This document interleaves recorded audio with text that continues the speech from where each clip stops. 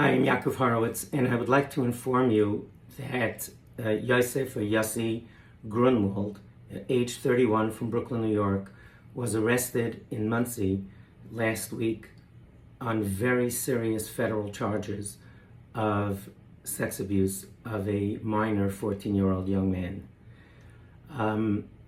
I'll provide a link to the indictment and to the federal charge as well. But suffice it to say that there was very serious activity going on involving pictures of the boy's private parts, about Mr. Grunwald allegedly telling the victim to meet him in the mikveh, to share a ritual bath, sharing with them that I like young boys and I do it with teenagers every day. This is really frightening on many levels. In fact, the federal government requested that Mr. Grunwald not be given bail, that he be remanded to jail because of the seriousness of the threats that he made to this young man. They note there that it seemed that he was working as a bus driver, and he was boasting about molesting other children.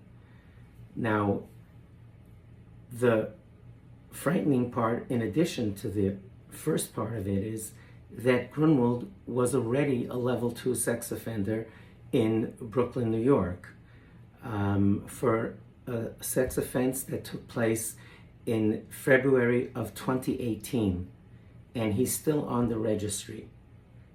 And you really need to ask yourself, if in fact Mr. Grunwald was driving a bus, what is a registered sex offender doing around children? Why is he allowed in a mikveh? Why is he allowed near schools? We need to take this seriously, my friends. Abuse rates are not the same in all communities. I'll say it again, and if it makes me unpopular in some communities, so be it.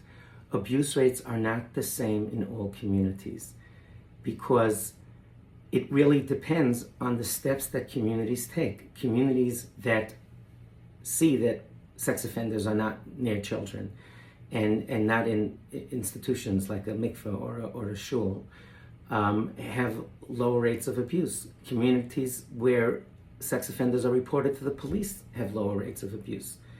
And where children who have been victims before, God forbid, get professional care, and survivors are not intimidated by going to the authorities. This isn't complicated, folks. There is a direct correlation between the rates of abuse and how communities act.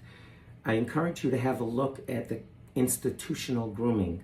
We know that abusers groom children. They also groom institutions, meaning they try to figure out which institutions are safe and which communities are safe for them, God forbid, to set up shop in. And I plead with parents to take note. I inform you about this arrest because if any of your children had involvement of any sorts with Mr. Grunwald, again, this is going back since 2018 and very recently as well. So if during that time your child had any involvement with Mr. Grunwald, I really encourage you to get professional help. Don't go to well-meaning people like me who aren't credentialed and aren't trained in this field. I would recommend, if you think that your child was involved with Mr. Grunwald, go yourselves. The parents should go first to a therapist, a credentialed therapist that specializes in the treatment of child sexual abuse, and find out how to speak to your child, and then take your child to that therapist. This is really important, and we also need to address, as I mentioned earlier, those communal aspects as well, and start taking this more seriously.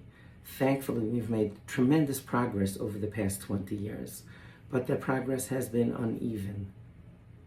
I'm going to be discussing this during my daily parenting clubs at Bright Beginnings Forum over the next few weeks in detail, giving parents practical advice about what you can do to keep your children safe and to keep your community safe.